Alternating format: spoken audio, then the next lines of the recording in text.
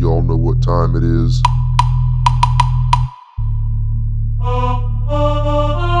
Let's get it.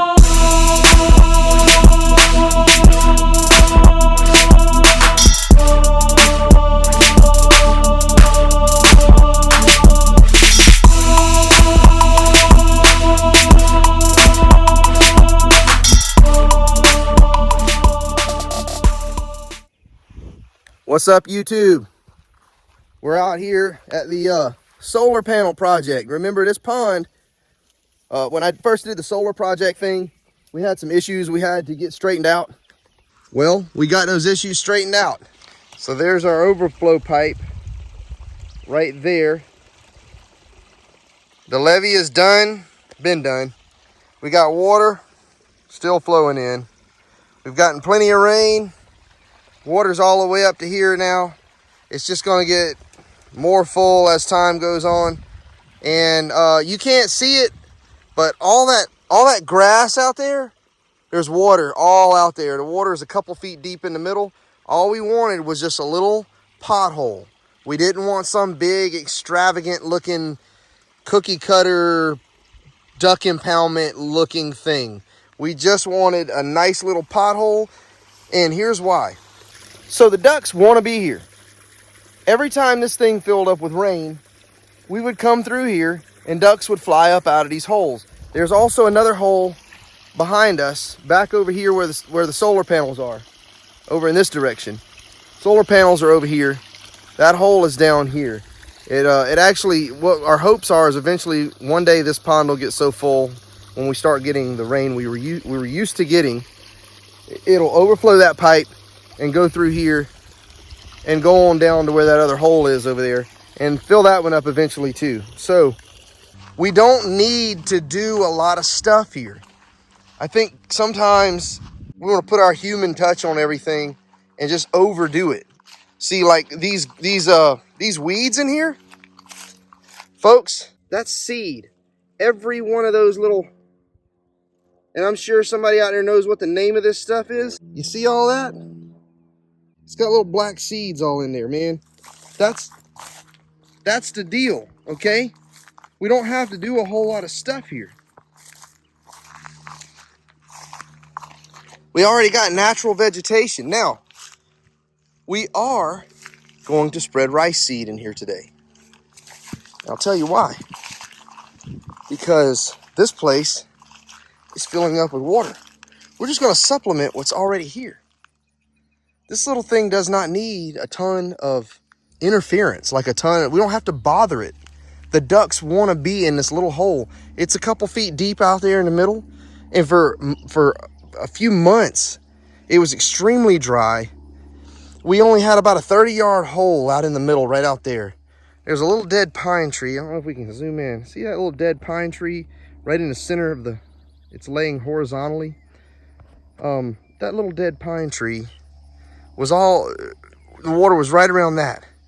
Now it's clear up to the edge of the woods up in here, all the way around, and it's starting to spread out. I've got some blind building materials and stuff that are up in these weeds, and the water's all the way clear up into that now.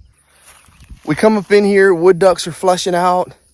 There were a few in here that were molting. They could barely fly. I didn't know they were in here. I wouldn't have bothered them.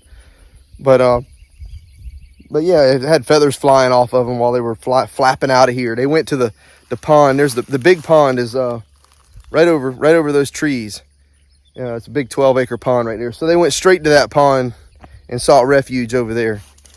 We got like tons of like sedges growing in here. These are all going to put out seeds. See all that? There's some more sedges right here. All this growing in here, not to mention this thing's been flooded for a while. When you walk out there's all kind of little bugs moving around, little invertebrates everywhere. So we're going to have some food. We're going to have some duck food. I am going to come in here and plant Sesbania. A lot of people hate Sesbania. I, as a rice farmer, can't stand Sesbania. It's one of the big enemies of rice farmers. Sesbania, barnyard grass, a lot of the stuff we don't like in a rice field for harvesting, for food, it competes with our rice, and we spray it to kill it. But in a duck impoundment situation, it's awesome. A lot of people that have duck impoundments hate anything being in a duck impoundment besides what they planted. And there's just no point. Every time I see a island of Sesbania out in a water hole like this, or you know, along the edges flooded, the ducks pile in there. They pile in and use it for cover. And they eat the seeds some. They don't prefer the seeds, but they will eat them. They eat a ton of the beneficial species. If you get barnyard grass and whatnot growing, they love that kind of stuff. They'll eat all of that. But the Sesbania, they love it. And see, this is really open, okay? Like, see, there's my son. There's the man van back there.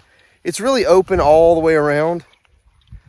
So what I'm going to do, I'm going to plant Sesbania along the edges, like right along the edges of the water, all the way down, and some up in the water. I'm going to soak it, let the seed pip. I'm going to let it sprout a little bit, and we're going to broadcast spread it in the edges of the water and out in the water and let it grow.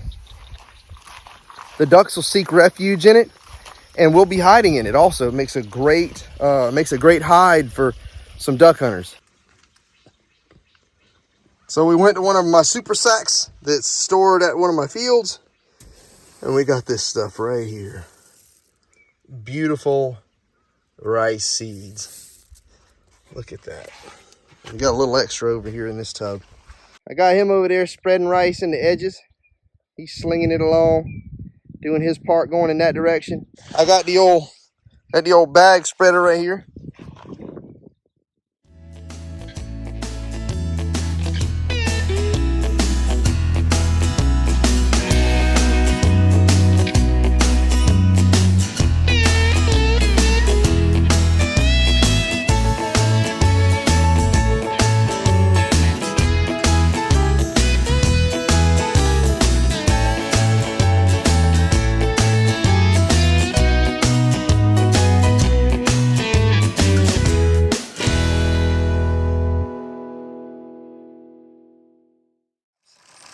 One thing about it, I would highly recommend that you not put your rice more than 6 inches deep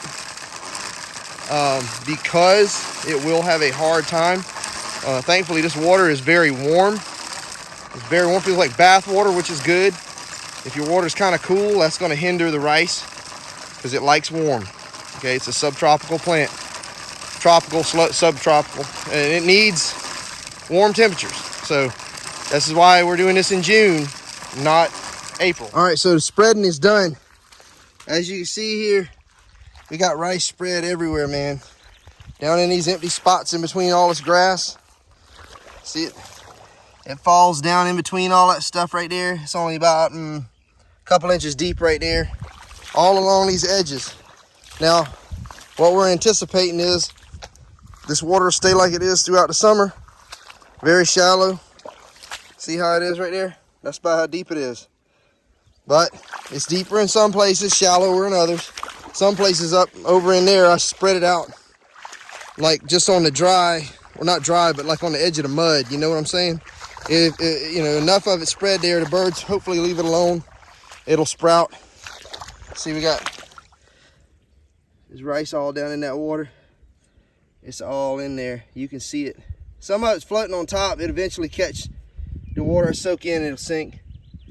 But the birds will leave it alone out in this water. That's one thing about it. The birds will leave it alone out in the water. We spread rice all out there. You can see that right there. There's rice everywhere. Some on top, some underneath. But yeah, all throughout this hole, and all that bushy stuff you see right there, that's dead rattle bush. See, all this was dry land in the years past, except when we had like an exceptional amount of rain. And last year it dried up and rattle bush sprouted everywhere. Well, them dead sticks are still there, but there's sunlight penetrating through them. So what you're going to end up with is you're going to end up with a bunch of cover that light can go through, and there's going to be rice all in it. I'll probably come back right before the heads come out. I'll come back and put some fertilizer on it. That's the end of that. We about to get in a man van, hit the Road, we gotta go check some traps. Y'all have a good one. And God bless. We gone. Y'all know what time it is.